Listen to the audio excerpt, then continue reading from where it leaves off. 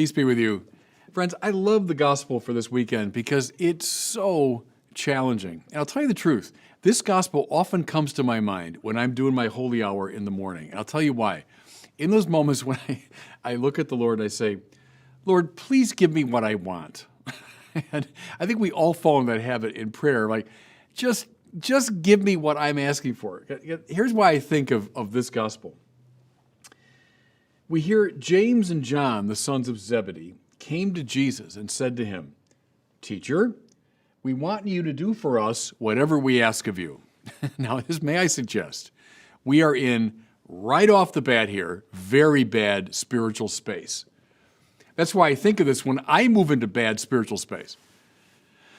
When we start telling God, here's what you need to do for me. So, ipso facto, you're in a bad place when you're praying that way. The proper biblical attitude is always, speak, Lord, I'm listening. It's always not my will, but your will be done. Or what I do when I catch myself saying, Lord, please give me what I want, is I try constantly to change it to, Lord, please give me what you want for me. See, James and John here are in bad space because they're saying, our egos are the criterion. Our egos are determining here, what's good and bad. And so give us what we want. Real prayer, the real spiritual life, is always about a decentering off of the ego onto God. Not about us, it's about God. Now, Jesus indulges them, like, okay, tell me what you are demanding that I do for you. And they say, grant that in your glory we may sit, one at your right and the other at your left. Okay. Now, within their Jewish framework, it makes some sense. They're at this point convinced Jesus is the Messiah, and so the Messiah is meant to be the king who's going to reign over the 12 tribes of Israel, and then by extension, he'll be the Lord of all the nations. That's their expectation. And so they're just saying, hey, Lord, when you come into this glorious state, could we be at your right and your left as your kind of, prime ministers? They want, in a word, a power and honor. Okay. Are power and honor in themselves bad things? No. Look at power, first of all. We say God's all-powerful. So, power can't be in itself a bad thing. And then think of anyone in human history who's ever accomplished something impressively for the good. They are people that, to some degree, had the reins of power. Because power just means the capacity to make things happen. I can make things happen if I have sufficient power. Well, that's true of all the good things that have happened. Just think of Abraham Lincoln, one of my great heroes. Made all kinds of good things happen, including freeing the enslaved. Well, that meant Lincoln had to seize the reins of power at some point. He had to get involved in kind of grubby Illinois politics, and he had to, to some degree, kind of get down and dirty and all that. Okay, but he needed the reins of power to affect certain goods. Churchill had to work his way through the complexity of the British political system to come finally to the top of the greasy pole, so at a key moment in human history, he could have the reins of power. Thank God. Thank God he held off this Nazi tyranny and saved Western civilization. Well, that's because he was a person of power. Look in the more spiritual order, too. Don't think for a second that Mother Teresa didn't have power and didn't know it, and didn't know how to use it. Anyone that knew Mother Teresa, and I never knew her personally, but I know several people that did and had dealings with her. She was well aware of the fact that precisely as this deeply honored figure, she had a lot of power. She could make things happen, and she didn't hesitate to use her spiritual power to convince cardinals and archbishops and popes to get things done. Look at a Mother Cabrini, another hero of mine, a great saint. Little lady, but boy, was she powerful, and she knew it.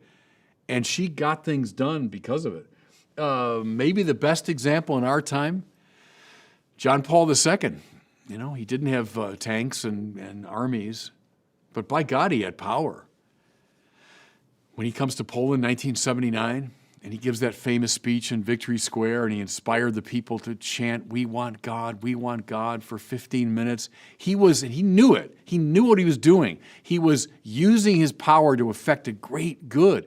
In fact, the fall of the Soviet Union, the breakup of the communist empire in that part of the world, without a shot being fired, was because of this very spiritually powerful man. My point again is power is not in itself a bad thing. Even asking God for power, not bad in itself, but we got to see there's a caution.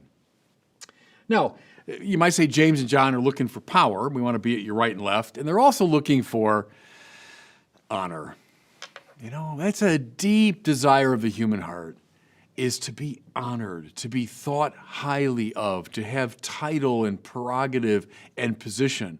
For people to say, look at that guy. Oh, the title that he has. Honor. Is honor in itself a bad thing? Well, no. We say God is honored.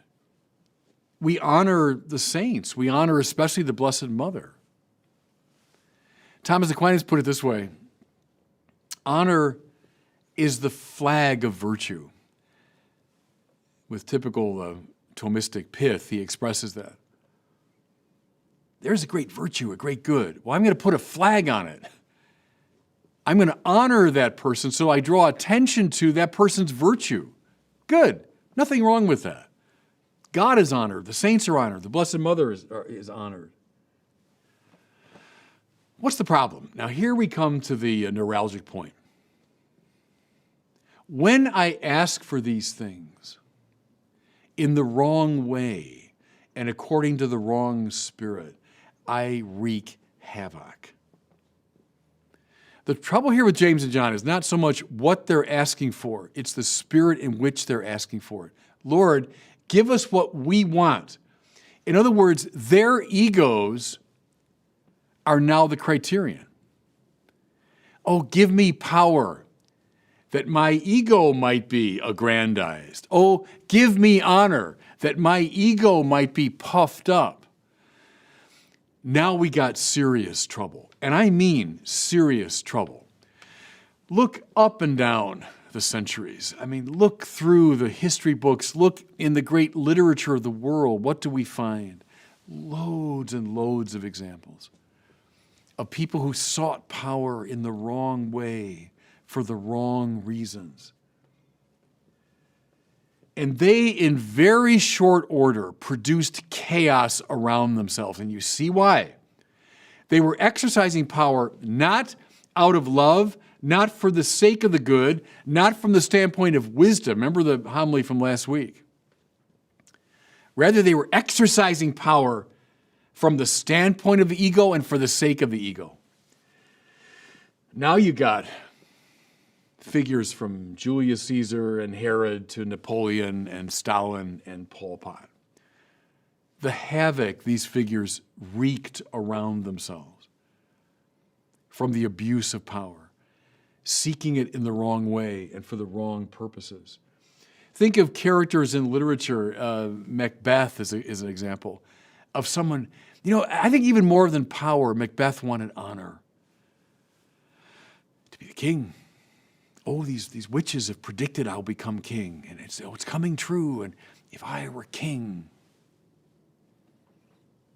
The havoc he wreaks in that play, the destruction to his own soul and then to the lives of people around him.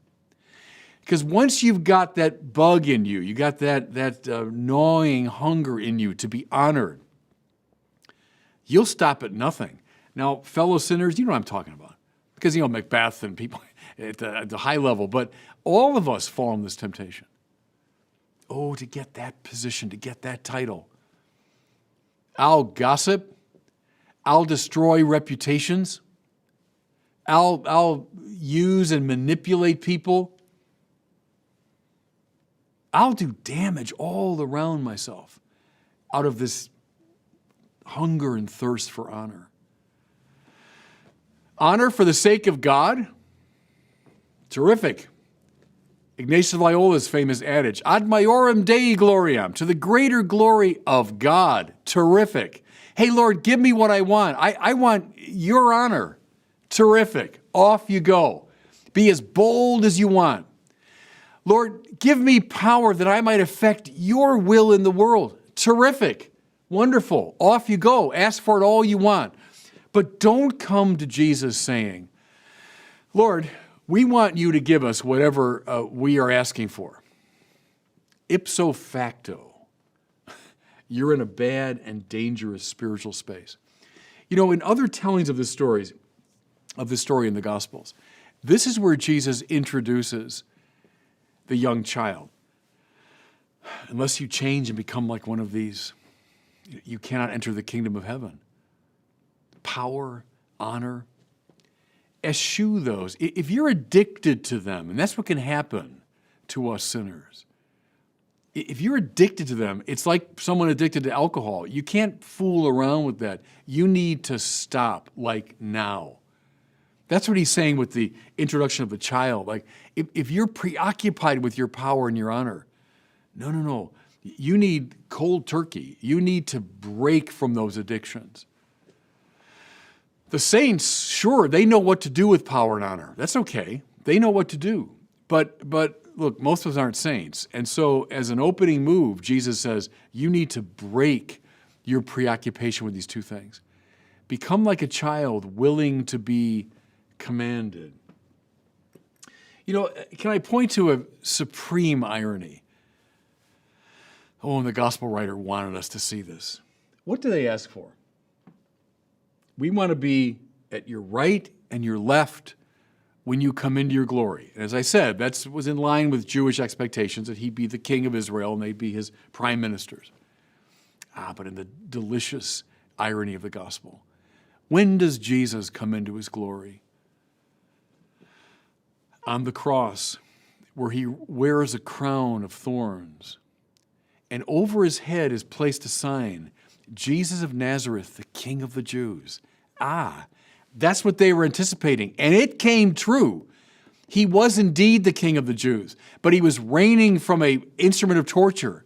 And the crown he was wearing was a crown of thorns. And everybody, who at that moment, when he came into his glory, was at his right and his left? The two criminals crucified with him. See, now that's the solution to this whole problem. Do you want power and honor? Good, great. Ask for them.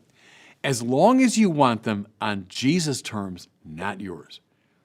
Because the kind of power and the kind of honor he's going to give you, don't look to worldly examples. Look rather to those two figures who were indeed on his right and his left when he came into his glory. And God bless you. Thanks so much for watching. If you enjoyed this video, I invite you to share it and to subscribe to my YouTube channel.